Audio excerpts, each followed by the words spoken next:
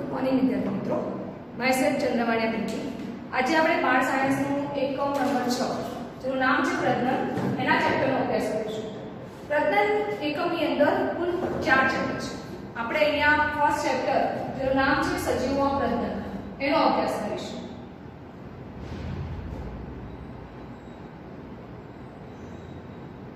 આ ચેપ્ટરની અંદર આપણે સજીવો પ્રજનન કઈ રીતે કરે છે, એમાં કઈ પદ્ધતિ હોય છે, કયા અંગો જવાબદાર હોય છે, આપણે એના વિશે ભણવાનું છે. આની અંદર વનસ્પતિઓ તેમજ પ્રાણીઓનો અભ્યાસ આપણે કરીશું. એનો પહેલો પોઈન્ટ છે સજીવોનો જીવનકાળ. સજીવોનો જીવનકાળ, જેને આપણે શોર્ટમાં એનું આયુષ્ય કહીએ છીએ. તો પહેલા વાત કરીએ સજીવોનો જીવનકાળ એટલે શું. તો તમને કહી દઉં કે સજીવોના જન્મથી લઈને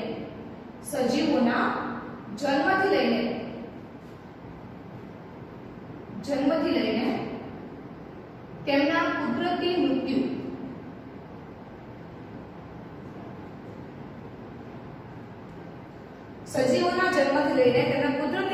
વચ્ચેનો જે સમયગાળો છે એને આપણે એનું આયુષ્ય કહીશું. દરેક સજીવોનું જીવનકાળ જુદો જુદો હોય છે. જેમ કે કેટલાક સજીવોનો જીવનકાળ અમુક દિવસોનો, તો કેટલાક સજીવોનો જીવનકાળ વર્ષો સુધીનો હોય છે. પણ મુખ્યત્વે સજીવો જે પૃથ્વી પર જીવે છે એમાં એમની વચ્ચે દિવસોનો અને વર્ષો સુધીનો જે વચ્ચેનો સમયગાળો છે એમાં મોસ્ટલી વધારે સજીવો આવે છે. હું તમને બે ચાર એક્ઝામ્પલ આપું. તમે કાગડો અને પોપટ બંનેને જોયા હશે. બંને દેખાવમાં લગભગ સમાન લાગતા હોય છે, પણ કાગડાનો જીવનકાળ લગભગ 15 વર્ષનો હોય છે. કાગડો જે છે એનો જીવનકાળ 15 વર્ષનો હોય છે, પણ એની સાપેક્ષે પોપટ જેનો જીવનકાળ 140 વર્ષનો હોય છે. આ બંને સજીવોનું આયુષ્યમાં આટલો બધો તફાવત હોય છે. બંને પક્ષી છે, બંને એક જેવા દેખાય છે બાહ્યકાળ તરીકે થોડી ઘણી વાત કરીએ તો, પણ તો પણ એમના જે જીવનકાળનો આટલો બધો તફાવત જોવા મળે છે. આપણે માની લઈએ કે આ લોકોના જીવનકાળમાં કઈ કઈ પ્રક્રિયા હોય છે. તો તમને એક એક્ઝામ્પલ આપું કે આપણા પોતેનું જીવનકાળ લગભગ સરેરાશ 70 વર્ષનો હોય છે. એમાં આપણો જન્મ થાય, આપણે વૃદ્ધિ થાય, પ્રજનન થાય. પ્રજનન એટલે કે આપણે પોતાના જોડે નવો સજીવ ઉત્પન્ન કરીએ તે. એના પછી આપણું મૃત્યુ થાય છે. આટલું બધું આપણે જે 70 વર્ષમાં કરીએ છીએ, આ સજીવો બધા કાગડો 15 વર્ષમાં અને પોપટ 140 વર્ષ દરમિયાન કરે છે. એક બીજું એક્ઝામ્પલ સમજીએ કે પીપળો અને આંબો. તો પીપળો જે છે એની સાપેક્ષે આંબાનો જીવનકાળ એકદમ ઓછો હોય છે અને પીપળાનું સરેરાશ આયુષ્ય ઘણું બધું વધારે હોય છે. એક બીજું એક્ઝામ્પલ આપું છું હું તમને ગુલાબનો છોડ બધાએ જોયો હશે. એનું સરેરાશ જીવનકાળ છે 35 વર્ષ. અને એક બીજું એના પછી એક્ઝામ્પલ આપીશું ડાંગરનો છોડ, એનું સરેરાશ આયુષ્ય છે 3 થી 7 મહિના. આ બંને વનસ્પતિઓ છે એટલે કે છોડ છે, ગુલાબનો છોડ અને ડાંગરનો છોડ, પણ બંનેનો સરેરાશ આયુષ્ય તમે જોઈ શકો છો કે બંને વચ્ચે કેટલો બધો તફાવત છે. જે ગુલાબ છે એ 35 વર્ષ જીવે છે અને ડાંગર જે લગભગ 3 થી 7 મહિના જીવે છે. એના પછી એક વાત કરીએ કે કેળનું સરેરાશ આયુષ્ય 10 થી 15 મહિના હોય છે. તો આપણે એ પણ જોઈ શકીએ કે આ બધા અલગ અલગ જાતના સજીવો જે વનસ્પતિઓ છે અને પ્રાણીઓ છે એમના જીવનની અંદર કેટલો બધો તફાવત છે. એક બીજું એક્ઝામ્પલ આપું છું હું તમને વડનું વૃક્ષ, જે બધાએ જોયું હશે. એમની વાત કરીએ તો આ વૃક્ષ 200 થી પણ વધુ વર્ષ માટે જીવે છે. એવું કહેવામાં આવે છે કે વનસ્પતિઓમાં સૌથી વધારે આયુષ્ય હોય તો વડના વૃક્ષ. એ પોતે 200 થી વધારે વર્ષ માટે જીવતું હોય છે. એના પછી બીજું એક્ઝામ્પલ આપું હું તમને પતંગિયા, જે પોતે કીટક કહેવામાં આવે છે. એનું સરેરાશ આયુષ્ય હોય છે 1 થી 2 અઠવાડિયા. એટલે કે લગભગ 15 દિવસ. આ પતંગિયું પોતાના જીવનકાળ એટલે કે 15 દિવસની અંદર પોતાના જો નવો સજીવ ઉત્પન્ન કરે છે, ભરડું થાય છે અને મરી જાય છે. મતલબ આપણે પોતાની 70 વર્ષની જિંદગીમાં જે કરીએ છીએ એ પોતે આ 15 દિવસમાં કરે છે. એના જેવું જ બીજું કીટક છે જેનું નામ છે ફળમાખી, જે આપણે ફળો પર ફરતી જોઈએ છે એ ફળમાખી. એનું સરેરાશ આયુષ્ય 40 થી 50 દિવસ તમને બીજું એક્ઝામ્પલ આપું વિદ્યાર્થી મિત્રો, જે હાથી. હાથીનું આયુષ્ય 48 થી 50 વર્ષ સુધીનું હોય છે. એક ગાય લઈ લઈએ જે 18 થી 22 વર્ષ જીવે છે. કૂતરાની વાત કરીએ તો કૂતરો પોતે 10 થી 13 વર્ષ જીવે છે. એક બીજું એક્ઝામ્પલ, ઘોડો જે પોતે 25 થી 30 વર્ષ જીવે છે. એના પછી બીજું એક્ઝામ્પલ આપું તમને હું, મગર. તો મગર પોતે 60 વર્ષ જીવે છે. તમે જોઈ શકો છો કે બધાની અંદર કેટલો બધો ડિફરન્ટ છે. અને એક લાસ્ટ એક્ઝામ્પલ તમને આપ્યું તો કાચબો. પ્રાણીઓમાં સૌથી વધુ આયુષ્ય કાચબાનું કહેવામાં આવે છે, જે પોતે 100 થી 150 વર્ષ સુધીનું જીવનકાળ ધરાવે છે. તો આપણે ફરી એકવાર જોઈ લઈએ કે આ જે બધા પ્રાણીઓ છે એ બધાની અંદર એમના જીવન અને આયુષ્ય લઈને બહુ મોટો તફાવત જોવા મળે છે. તમે જોઈ શકો છો કે પતંગિયું 1-2 અઠવાડિયા જીવે છે, એની સામે એક છે ફળમાખી, જે બંને કિંડર છે તો પણ એમના જે જીવનકાળ છે એને બહુ મોટો તફાવત જોઈ શકીએ છીએ. 15 વર્ષ અને લગભગ 45 દિવસ, તમે 15 દિવસ થી 45 દિવસ જુઓ લગભગ 3 નો તફાવત છે. એ જે તમે જોઈ શકો છો કે કાગડો અને પોપટ એ બંનેમાં પણ મોટો તફાવત જોવા મળે છે. આપણે વનસ્પતિ અને પ્રાણીમાં જોવા જઈએ તો ઘટની અંદર સૌથી વધુ આયુષ્ય માનવામાં આવે છે, જે 200 વર્ષ, અને કાચબાની અંદર પ્રાણીમાં સૌથી વધુ આયુષ્ય માનવામાં આવે છે, જે કે 100 થી 150 વર્ષ. તો આપણે જોઈ શકીએ કે બધું કેટલું બધું ડિફરન્ટ છે, પણ બધાનો જે જીવનનો મેઇન એમ છે એ બધાનો સરખો જ હોય છે કે જન્મવું, મોટા થવું, વૃદ્ધિ પામવી, પ્રજનન કરવું અને છેલ્લે મૃત્યુ. પણ મૃત્યુ કુદરતી મૃત્યુની વાત છે અહીંયા. ઓકે, એના પછી આપણે કશું જોઈએ કે જે સજીવ જન્મે છે, દરેક સજીવ જે જન્મે છે એનું મૃત્યુ નિશ્ચિત છે. એ આપણે બધાએ સાંભળ્યું છે. દરેક સજીવનું મૃત્યુ નિશ્ચિત છે. પૃથ્વી પર કોઈ અમર નથી, પણ ફક્ત એક કોષી સજીવો કહેવાય કે એ મૃત્યુ પામતા નથી, એ પોતે અમર છે. અમર મતલબ તો એ અમર કેમ છે, એટલે કેમ અમર કહેવામાં આવે છે? તો એનું કારણ છે કે આ લોકોની અંદર, જેમ આપણા અંદર બે જન્યુઓ ભેગા થાય લીટી બંધન શોર્ટમાં, પણ આ લોકોની અંદર આવું થતું નથી. આમાં શું થાય છે? કોષ વિભાજન. એક કોષમાંથી નવો કોષ સર્જાય છે, એમાંથી ફરી નવો, અને નવો કોષ ઉત્પન્ન થાય એ પોતે નવા સજીવ તરીકે વિકસન મતલબ પોતાનું જીવન ગુજારે છે. એટલે એક કોષી સજીવોને અમર કહેવામાં આવે છે. આ સજીવો પોતે ક્યારેય મૃત્યુ પામતા નથી. બાકી બધા તમે જોઈ શકો છો કે બધા અલગ અલગ રીતે પોતાનું જીવનકાળ દર્શાવતા હોય છે. હવે સજીવો પ્રજનન કરે છે એ વસ્તુ આપણે જોયા કે સજીવો પ્રજનન કરે છે, પણ એના માટે કોણ જવાબદાર છે? તો પહેલા એના માટે જવાબદાર છે નિવાસસ્થાન, કે સજીવો કઈ જગ્યાએ વસે છે. બીજું એના માટે જવાબદાર છે તેના શરીરમાં જોવા મળતી દેહધાર્મિક ક્રિયાઓ, અને બીજા અન્ય કેટલાક પરિબળો પણ એમાં ભાગ ભજવે છે સજીવોના જીવનમાં પ્રજનનની ક્રિયાને કારણે. આ બધા સજીવો આપણે જોયા કે બધે પ્રજનન કરે છે, બરાબર, પણ તો પણ એમના પ્રજનનની પદ્ધતિ લગભગ સેમ હોય છે, પણ એની જે રીત હોય છે બધું અલગ અલગ હોય છે. લાઈક એ કોના પર આધાર રાખે છે? મારો કહેવાનો મતલબ એમ છે કે આ બધા પ્રજનન કરે છે તો એના પર કયા પરિબળો આધાર રાખે છે? તો પહેલું છે નિવાસસ્થાન, બીજું છે દેહધાર્મિક ક્રિયા, અને થર્ડ છે બીજા કેટલા બધા પરિબળો એના પર ભાગ ભજવતા હોય છે, જેમ કે સ્ત્રાવ છે, એવું બધું. તો આપણે અહીંયા ટોટલી આની વાત કરી કે એકવાર ફરી રિવિઝન કરી લઈએ કે મનુષ્યનો આયુષ્યકાળ એટલે શું, કે સજીવોનો આયુષ્યકાળ એટલે શું? તો સજીવોના જન્મથી લઈને તેમનું જ્યાં સુધી કુદરતી મૃત્યુ ન થાય ત્યાં સુધીનો જે સમયગાળો છે આપણે એને એમનું આયુષ્ય તરીકે ઓળખીશું. આપણે એના અંદર ઘણા બધા એક્ઝામ્પલ જોયા છે કે કાચબો જેનું આયુષ્ય 100 થી 150 વર્ષ છે, કાગડો જે 15 વર્ષ જીવે છે, પોપટ જેનું આયુષ્ય 140 વર્ષ, ગુલાબ જે 35 વર્ષ, ડાંગરનો છોડ 3 થી 7 મહિના, કેળ 10 થી 15 મહિના, વડનું વૃક્ષ 200 થી પણ વધારે વર્ષ માટે જીવતું હોય છે, મકર જેનું આયુષ્ય 60 વર્ષ હોય છે. એના પછી પતંગિયું જે લગભગ 1 થી 2 અઠવાડિયા જીવે છે, ફળમાખી 40 થી 50 દિવસ, હાથી 48 થી 50 વર્ષ, ગાય 18 થી 22 વર્ષ, કૂતરો 10 થી 13 વર્ષ, અને છેલ્લું ઘોડો 25 થી 30 વર્ષનો જીવનકાળ દર્શાવે છે. ઓકે, તો હવે આ થઈ ગઈ સજીવોનો જીવનકાળ. હવે તો પ્રજનન એટલે શું? તો વિદ્યાર્થી મિત્રો ધ્યાન આપજો. પ્રજનન એટલે સજીવ પોતાના જીવો નવો સજીવ ઉત્પન્ન કરે એને આપણે પ્રજનન કહીશું. નવો સજીવ ઉત્પન્ન કરવા માટે સજીવનું પુખ્ત થવું જરૂરી હોય છે. એના માટે પ્રજનન એ પ્રક્રિયા દ્વારા એ પોતાના જે વારસો છે જાળવી રાખે છે, પોતાનું સાતત્ય પેઢી દર પેઢી જાળવી રાખે છે. આપણે અહીંયા પ્રજનનના બે પ્રકારો છે તેની ચર્ચા કરીશું.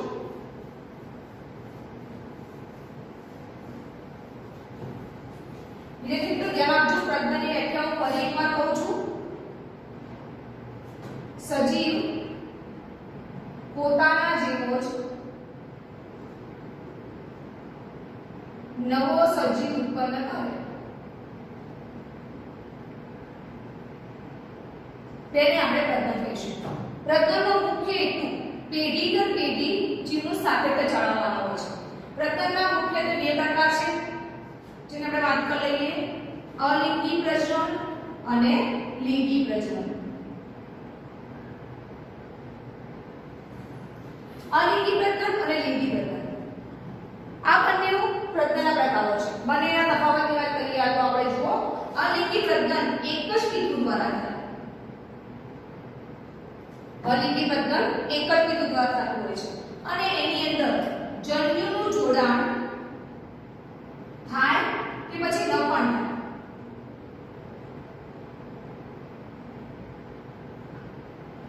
અલિંગી પ્રજનનની અંદર જન્યુનું જોડાણ કે જોડાણ વગર નવી સંતતિનું નિર્માણ થાય છે. અને આ જે અલિંગી પ્રજનન દ્વારા ઉત્પન્ન થતો જે નવો સજીવ છે એ તેના પિતૃની સેમ ટુ સેમ નહીં પણ એની આબેહૂબ પ્રતિકૃતિ હોય છે.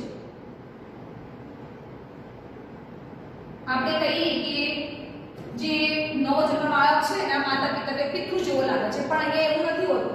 અહીંયા એ જે નવો જન્મેલા સજીવ છે એ તેના પિતૃની આબેહૂબ પ્રતિકૃતિ, જેમ કે આપણે કાર્બન કોપી અને જનીનોની રીતે પણ એ સેમ હોય છે. એટલા માટે આપણે એના માટે શબ્દ વાપર્યો છે જનીની પ્રતિકૃતિ.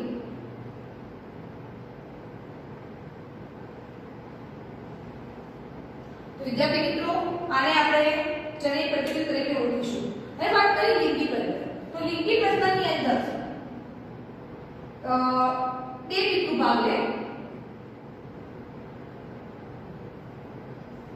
જેમ કે નર અને માદા. લિંગી પ્રજનનની પદ્ધતિમાં જન્યુનું જોડાણ કમ્પલસરી થતું હોય છે. જન્યુનું જોડાણ થાય, ફલન થઈ, મતલબ જન્યુનું જોડાણ એને ફલન કહેવામાં આવે છે અને પછી એનાથી નવા સજીવનું નિર્માણ થાય છે. એ સજીવ એની આબેહૂબ પ્રતિકૃતિ હોતો નથી, પણ થોડા ઘણા અંશે એના માતા પિતાને મળતું આવે છે. લિંગી પ્રજનન વિશે આપણે પાછળથી અભ્યાસ કરીશું. અત્યારે આપણે ફોકસ કરીશું અલિંગી પ્રજનન પર. ઓકે વિદ્યાર્થી મિત્રો, તો આપણે જોઈએ ચલો.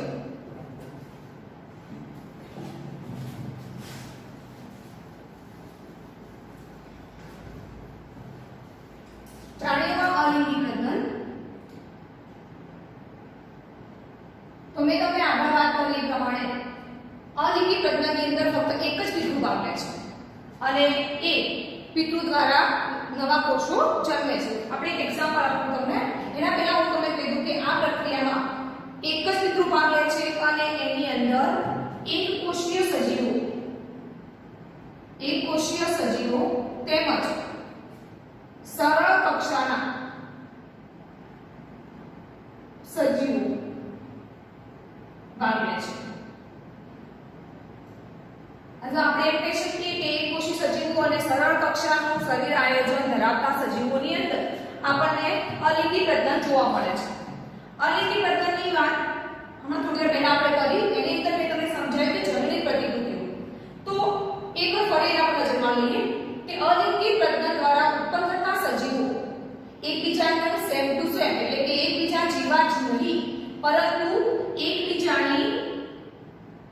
એકબીજાની આબેહૂબ પ્રતિકૃતિ હોય છે.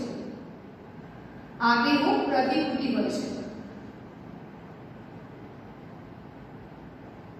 જે નવા સજીવો ઉત્પન્ન થાય છે એકબીજા જેવા નહીં, પરંતુ જનીનોની રીતે પણ એકબીજાના સેમ ટુ સેમ હોય છે. એટલા માટે આની માટે શબ્દ વાપર્યો છે આપણે જનીની પ્રતિકૃતિઓ. જનીની પ્રતિકૃતિઓ. અને આપણે એવું પણ કહી શકીએ છીએ કે એક લિંગી પ્રજનન દ્વારા ઉત્પન્ન થતા દરેકે દરેક સજીવો જનીનોની રીતે એકબીજાના સેમ હશે. હવે આપણે એક લિંગી પ્રજનનની અંદર એના ત્રણ પ્રકારો જોઈશું. તો હું તમને કહું છું કે પહેલો એક કોણ છે પાચન. વાત કરીએ આપણે પાચન. તો તમને પ્રોટિસ્ટા અને મોનેરા જૂથના સૃષ્ટિના સક્રિય વિશે ખબર હશે. પ્રોટિસ્ટા અને મોનેરા આ સૃષ્ટિના પ્રાણીઓની અંદર આપણને પાચન જોવા મળે છે. પાચન એટલે શું? પાચન એટલે કોષ વિભાજન. એકમાંથી સેમ ટુ સેમ એક જેવા બે કોષો ઉત્પન્ન થવા એને પાચન કહેવામાં આવે છે. તો પ્રોટિસ્ટા અને મોનેરા જેવા સજીવોની અંદર કોષ વિભાજન દ્વારા નવા સજીવનું નિર્માણ થશે. આપણે અહીંયા અલિંગી પ્રજનનને વૃદ્ધિ તરીકે પણ ઓળખી શકીશું. કોષ વિભાજન કે પ્રજનન કે વૃદ્ધિ આ ટોપ પોઈન્ટ માટે એક જ થશે. તમને સમજાયેલું કઈ રીતે? ફોર એક્ઝામ્પલ આ કોઈ પ્રોટિસ્ટા સમૂહનું એક પ્રાણી છે. માનો કે તમે અમીબા કહી શકો છો. આની અંદર જ્યારે કોષ વિભાજનની પ્રક્રિયા થશે ત્યારે એમાંથી બે બાળકોષોનું નિર્માણ થશે. આપણે આગળ કોષ વિભાજનના ચેપ્ટરની અંદર આને બે બાળકોષ તરીકે ઓળખીએ છીએ. પરંતુ આ કિસ્સામાં આને જે બંને બે બાળકોષો છે એ નવા સજીવ તરીકે વિકાસ પામે છે. પોતે વૃદ્ધિ પામે છે, મતલબ કે મોટા થાય છે અને ફરી પોતે પણ કોષ વિભાજનની પ્રક્રિયા કરી બીજા બે નવા કોષો ઉત્પન્ન કરે છે. તો એમની અંદર વિભાજનને એટલે કે વૃદ્ધિને પ્રજનન તરીકે ઓળખવામાં આવે છે. પાચનનો એક બીજો પોઈન્ટ છે દ્વિભાજન. દ્વિભાજન એટલે શું?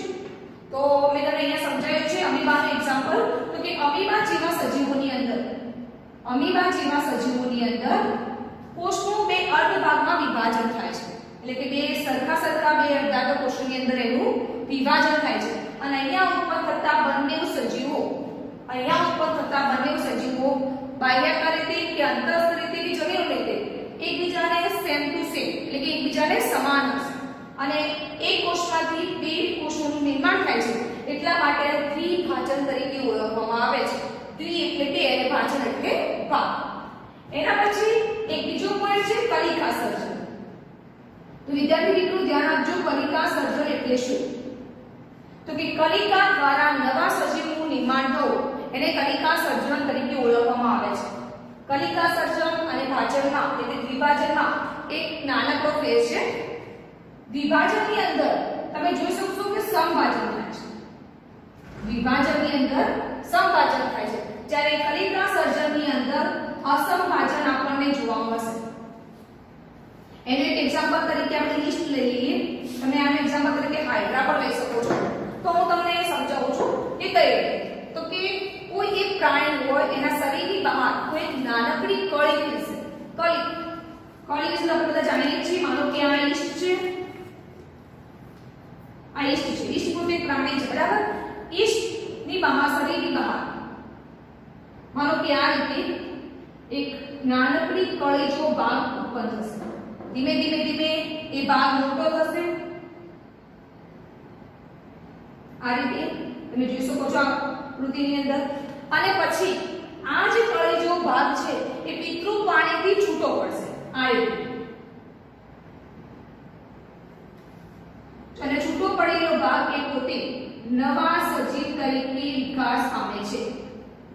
છૂટો પડેલો ભાગ પોતે નવા સજીવ તરીકે વિકાસ પામે છે. તમે અહીંયા જોઈ શકો છો વિદ્યાર્થી મિત્રો કે અહીંયા સરખું ભાજન થયું નથી. જેમ કે અહીંયા આપણે જોયું કે અમીબાની અંદર સમભાજન જોવા મળ્યું, જ્યારે આપણને અહીંયા અસમભાજન જોવા મળે છે. ઈસ્ટની અંદર એમાંથી ઉત્પન્ન થતો નવો સજીવ એ એના કરતા નાનો છે, તમે જોઈ શકો છો. અને અહીંયા ઈસ્ટની શરીરની બહાર એક કળીનું નિર્માણ થયું છે. એટલા માટે આપણે આ ભાગને કલિકા સર્જન તરીકે ઓળખીએ છીએ. અલિંગી પ્રજનનનો આપણે બીજો પ્રકાર જોઈએ. જોઈ શકો છો આપણે ભાજન વિભાજન એક કહીશું અને બે કહીશું. અને ત્રીજો પ્રકાર છે આપણી ચોપડી પ્રમાણે બીજાણુ નિર્માણ.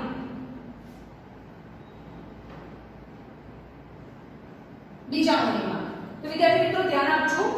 અહીંયા બીજાણુ નિર્માણમાં આપણે ફરી એકવાર અમીબાનું એક્ઝામ્પલ લઈશું. અમીબા એ પોતે સમભાજન એટલે કે દ્વિભાજન કરે છે. એના વગર આપણે બીજાણુ નિર્માણનો પોઈન્ટ અમીબામાં જોવા મળે છે. કઈ રીતે ધ્યાન અમીબાનું શરીર તો આપણને ખબર છે કે ગળનો આકાર ગમે તે પ્રકારનો હોય છે. તમે ગમે તે દોરો તો અમીબા દેખાતું હોય છે આપણને. અમીબાનો કોઈ આકાર નિશ્ચિત હોતો નથી. પણ અમીબાને જ્યારે પ્રતિકૂળ સંજોગો મળે,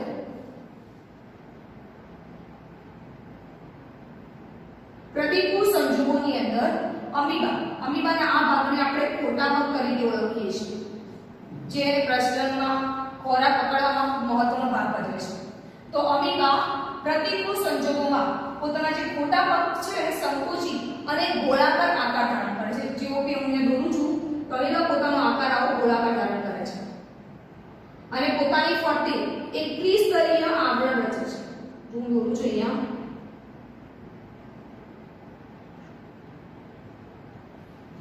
આ ત્રણ કણનું આર્થિક આવરણ રચે છે. આને આપણે ત્રિસ્તરીય આવરણ કે પછી કોષ્ઠ કહીશું. ત્રિસ્તરીય આવરણ કે પછી કોષ્ઠ કહીશું અને એ કોષ્ઠ પ્રવાહીનો સ્ત્રાવ કરે છે. પછી તમે જોઈ શકો છો કે અહીંયા બહુભાજન થશે. શું થશે? બહુભાજન. આપણે બીજાણુ નિર્માણને બહુભાજન તરીકે પણ ઓળખી શકીએ છીએ. બહુભાજનમાં શું થશે? તમે જોઈ શકો છો કે અહીંયા એના કોષ્ઠકોનું ઘણી બધી વાર વિભાજન થશે કે આ રીતે અંદર ઘણા બધા બાળકોષનું નિર્માણ થશે. પછી શું થશે કે આ કોષની દીવાલ, એના પહેલા એક વસ્તુ કહી દઉં કે આ આખી જે પ્રક્રિયા થઈ એ આખી પ્રક્રિયાને આપણે કોષ્ઠણ કહીશું. કોષ્ઠક.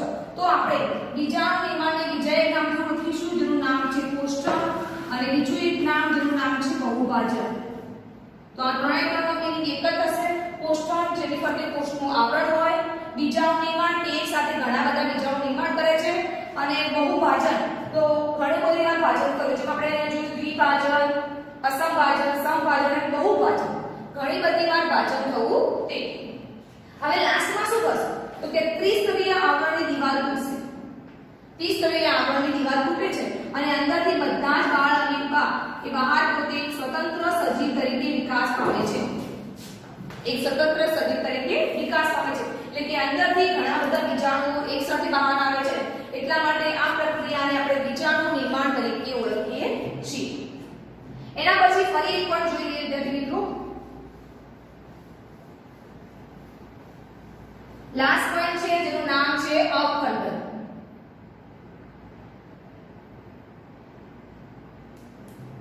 અવખંડન તો અવખંડન એ બહુ મહત્વનું કહેવાય અને અમુક જ પ્રાણીઓમાં જોવા મળતો એક પ્રકાર છે. એ પણ પોતે અલિંગી પ્રજનનનો એક પ્રકાર છે.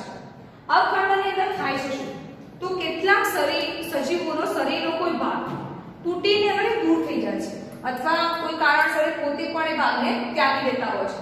તો જે ભાગ તૂટે છે એના સ્થાને, તૂટેલા ભાગની સ્થાને એ સજીવ પોતે નવો ભાગ વિકસાવે છે અથવા જે ભાગ તૂટી ગયો છે એ ભાગ પોતાના બાકીના ખંડોનું ફરીથી નિર્માણ કરે છે. એને એક એક્ઝામ્પલ હું તમને આપું, હાઇડ્રા, અને બીજું એક્ઝામ્પલ છે પ્લેનેરિયા. પ્લેનેરિયા એ બહુકોષી સજીવ છે અને જે પોતે પટ્ટી ખોલે છે. જો હું તમને પ્લેનેરિયાની આકૃતિ સમજાવું છું.